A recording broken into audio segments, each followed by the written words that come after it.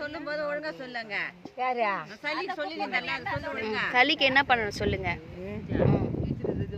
சளிக்கு சத்தமா பேசணும். குப்பாமணி, சத்தமா. குப்பாமணி, தூதுவளை, அப்புறம் வேலைக்கீரை. வேலைக்கீரைன்னா அது ஒரு கீரை. அது ஒரு கீரை.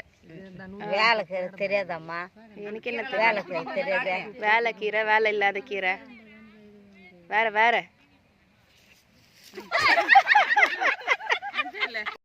பாட்டியை கடுப்பேற்றி விட்டுட்டோம். அதனால கோச்சின்னு போயிட்டு மேலே ஏறி போய் படுத்துக்கிட்டாங்க. இப்போ எழுப்புனா என்ன ஆகும்? டென்ஷன் ஆகிடும். கேள்வி